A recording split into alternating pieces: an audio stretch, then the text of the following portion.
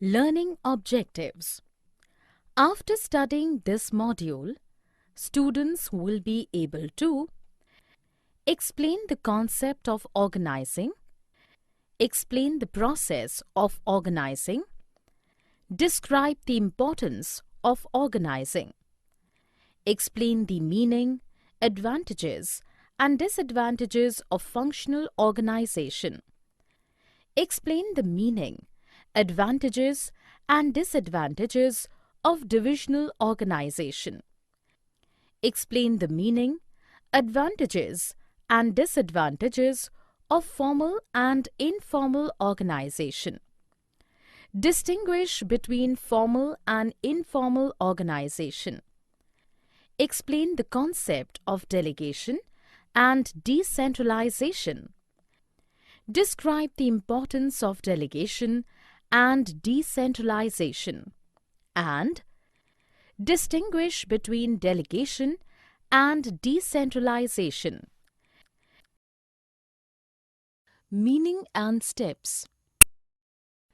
Organizing.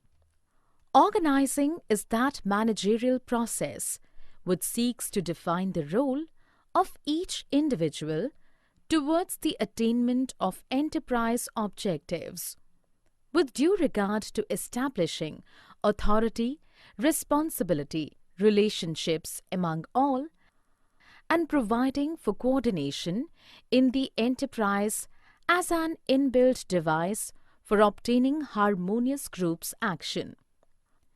Definition. In the words of Theo Hamel, organizing is the process of defining and grouping the activities of the entire process and establishing the authority and relationship among them. Organizing in management refers to the relationship between people, work, and resources used to achieve the common objectives. Steps in organizing. Management function of organizing completes when it passes through different stages. The important among them are discussed below. Identification and division of work. The first step in the process of organizing involves identifying and dividing the work that has to be done in accordance with previously determined plans. Work is divided into manageable tasks so that duplication can be avoided and workload can be shared among employees. Departmentalization. Once work has been divided into small and manageable activities, then those activities which are similar in nature are grouped together. This process is called departmentalization. Assignment of duties. Once the departments are created, each department is placed under the charge of an individual, called departmental head. Then, each job is allocated to an individual according to his knowledge and skill. There should be a proper match between the nature of jobs and the ability of an individual. Establishing reporting relationships. In the organization, each employee has some authority as well as responsibility. It is necessary that every individual must know whom he has to take orders from and to whom he is answerable. Importance of organizing. Importance of organizing. The organizing function is very important in the business as it coordinates all other areas of business operations. The importance of this function can be well explained with the help of following points. Benefits of specialization. In organizing, every individual is assigned a part of total work and not the whole task. This division of work into smaller units and repetitive performance leads to specialization. Thus, organizing promotes specialization, which in turn leads to efficient and speedy performance of tasks. Clarity in working relationship. It helps in creating well-defined jobs and also clarifying the limits of authority and responsibility of each job. The superior-subordinate relationship is clearly defined in organizing. Effective administration. It provides a clear description of jobs and related duties, which helps to avoid confusion and duplication. Clarity in working relationships enables proper execution of work, which results in effective administration. Optimum utilization of resources. The proper assignment of jobs avoids overlapping or duplication of work. This helps in preventing confusion and minimizing the wastage of resources and efforts. Adoption to change. A properly designed organizational structure is flexible, which facilitates adjustment to changes in workload caused by change in external environment related to technology, products, resources, and markets. Development of personnel. Sound organization encourages initiative and relative thinking on part of the employees. When managers delegate their authority, it reduces their workload, so they can focus on more important issues related to growth and innovation. This also develops the subordinate's ability and helps him to realize his full potential. Expansion and growth. It helps in growth and diversification of an enterprise by adding more job positions, departments, products lines, new geographical territories, etc. Organization structure. Structure of organization. An organization structure is a framework of authority and responsibility, relationships between various positions in the organization, and also clarifies who reports to whom. It is a set of planned relationships between groups of related functions and between physical factors and personnel required for the achievement of organizational goals. Types of organizational structure. The type of structure adopted by an enterprise will vary with the nature, types, and volume of its activities. Two commonly adopted organizational structures are functional structure and divisional structure. Functional structure. In functional structure, activities are grouped and departments are created on the basis of specified functions to be performed.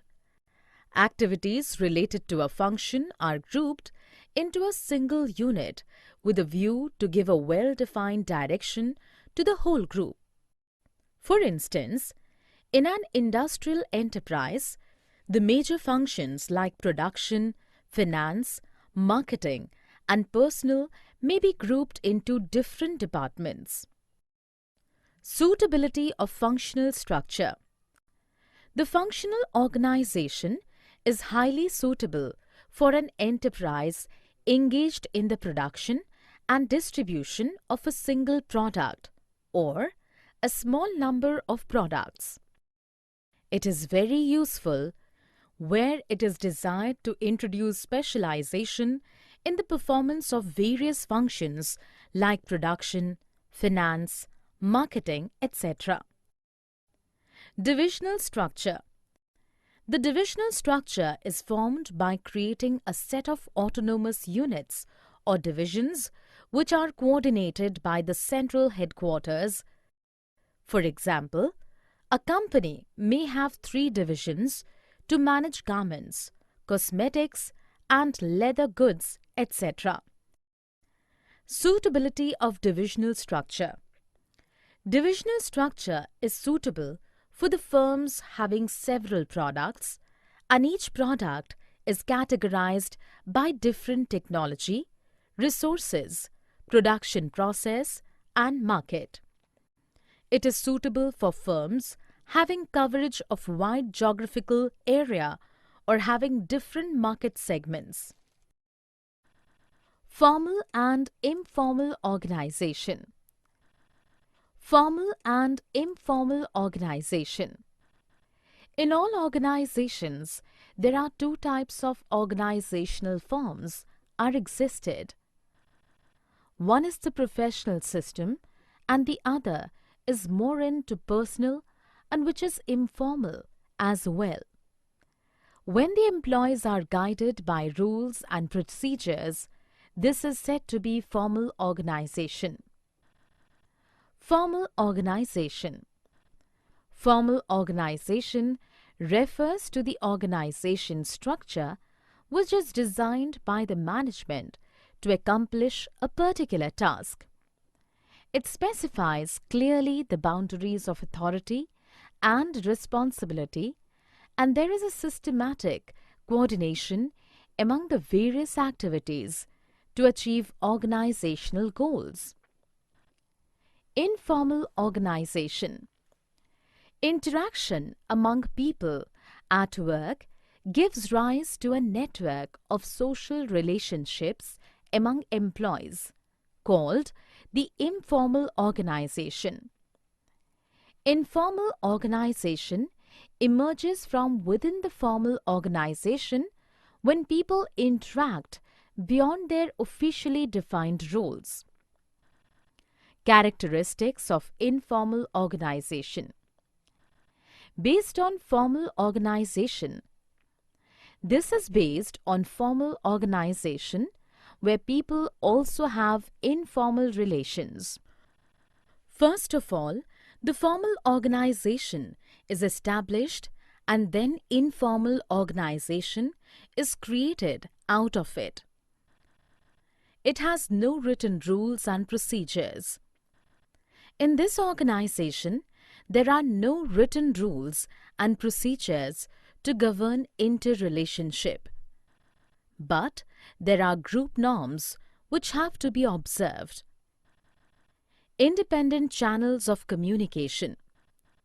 In this organization, relations among different people are not defined because a person at the lowest rank can have direct contact with the person at the highest level. It is not deliberately created. Informal organization is not deliberately created. It emerges out of mutual relationship and tastes. It has no place on organization chart. Informal organization has no place on the properly prepared organization chart. Moreover, there is no information about it even in the organization manual. Delegation. Delegation. In every organization, whatever may be the nature, a single person or a manager cannot manage his duties in an effective way unless he is dividing the work among his subordinates. This process we can call as delegation process. Delegation refers to the downward transfer of authority from a superior to a subordinate. Delegation involves granting of authority to subordinates with a view to make them perform the assigned duties. It enables the managers to distribute their workload of work to others and concentrate on important functions which only they can perform better. Elements of delegation. The basic elements of delegation are authority, responsibility, and accountability. Authority.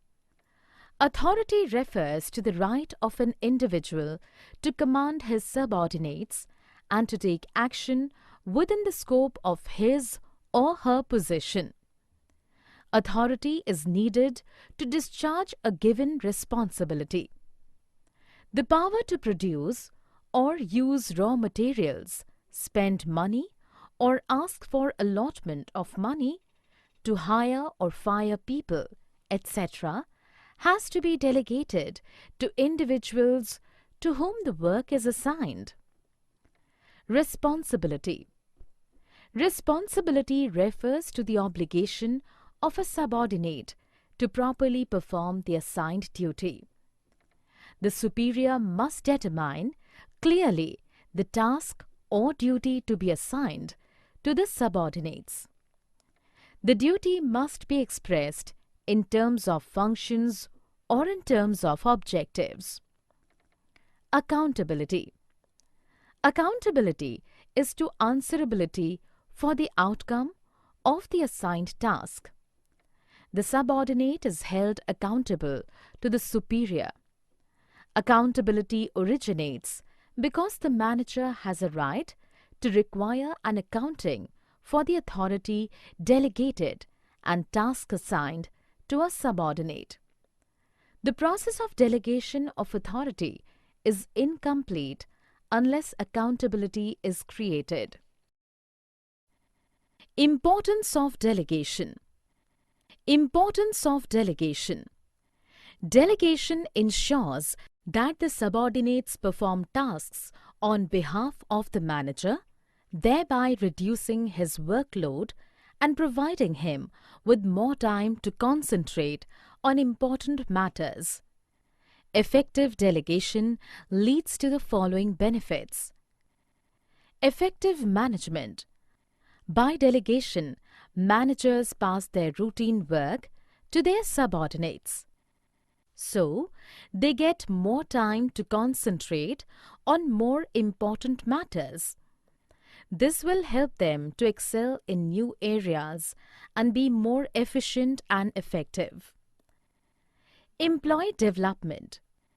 In the process of management, the work is passed on to the employees. This gives them opportunity to use their talents and increases their experience. It makes them better leaders and decision makers. Thus, delegation helps in preparing better future managers. Motivation of employees. When a superior passes on the responsibility to his subordinate, it is not merely sharing work, but also sharing trust. This develops a feeling of belongingness and commitment for the subordinate. It improves his confidence and he feels encouraged to improve his performance. Facilitation of growth. While passing on a responsibility and authority, managers have to take care of the qualification and capability of the employee. This division of work and specialization provides a ready workforce to take the leading position in a new venture and thus help in the expansion of the enterprise. Basis of management hierarchy. Delegation establishes authority, responsibility, relationships between employees. The degree and flow of authority determines who is to report to whom. It also decides the power enjoyed by each job position in the organization. Decentralization. Decentralization. Decentralization means delegation of authority at every level.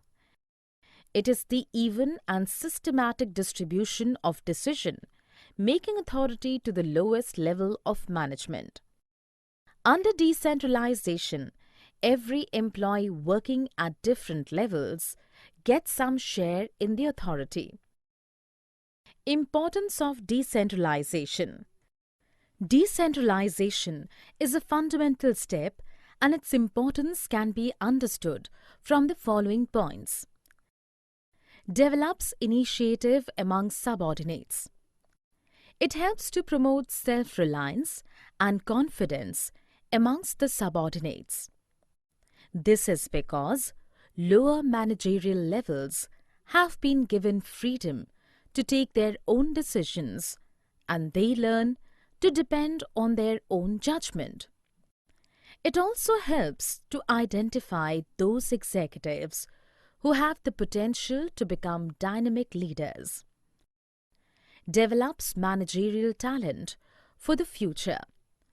Formal training, along with experience of handling independent assignments, helps to create a reservoir of qualified and capable managers who can take up more challenging positions in the upcoming ventures of the organization. Quick decision making. Under decentralization, authority to make decisions is placed in the hands of those who are responsible for executing the decisions. Since decisions are taken at levels nearest to the point of execution, there is no delay or distortion of information. Growth and diversification.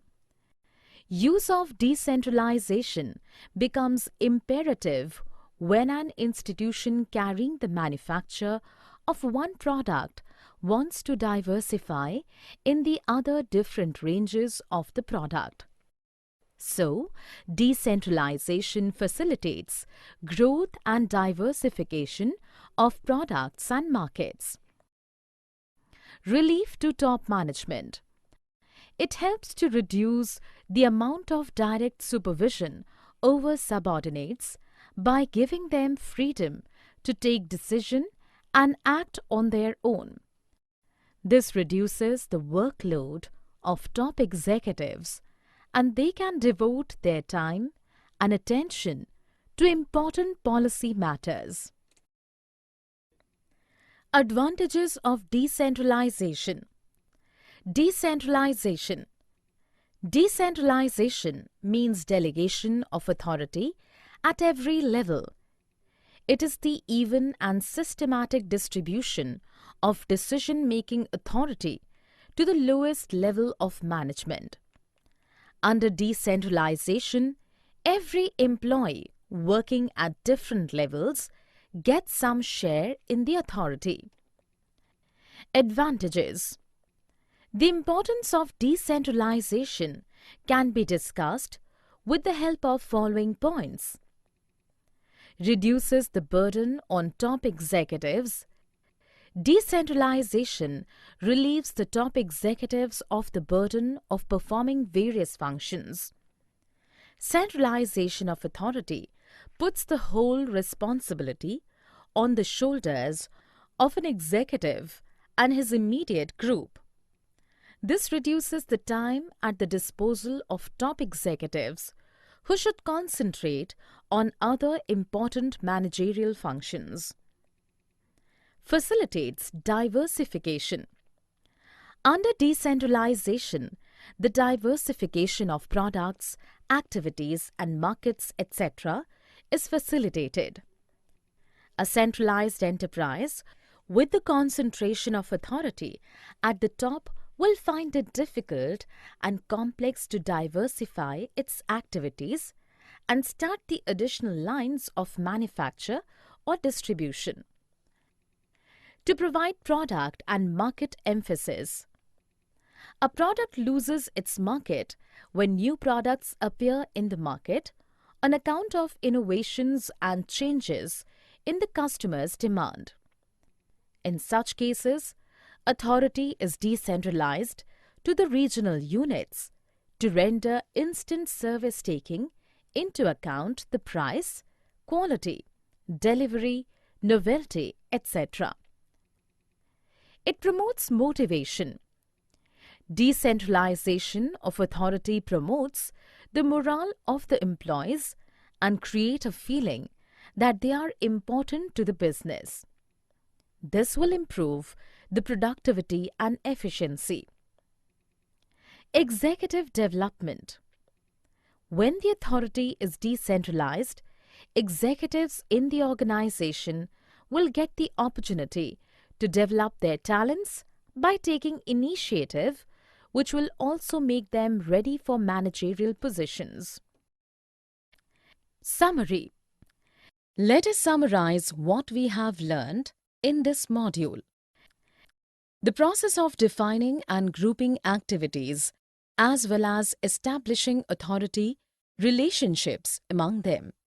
It is highly crucial as it leads to division of work, clarity in reporting relationships, utmost utilization of resources, growth, powerful administration, and wonderful creativity. Organizational structure is the framework within which managerial and operating tasks are performed. It can be functional or divisional. Functional structure groups activities on the basis of functions. The crucial benefits of such a structure are specialization, superb control, high-level managerial efficiency, and ease in training employees. The disadvantages of functional empires are conflict of interest, inflexibility, and restriction in managerial development. Divisional structure groups activities on the basis of products. The advantages are integration, product specialization, greater accountability, flexibility, better coordination, and more initiative. Formal organization is designed by the management to achieve organizational goals. Its advantages are fixation of responsibility, clarity of roles, and unity of command and effective accomplishment of goals. Informal organization arises out of interaction amongst people at work. Delegation is the transfer of authority from superior to subordinate. It has three elements: authority, responsibility, and accountability.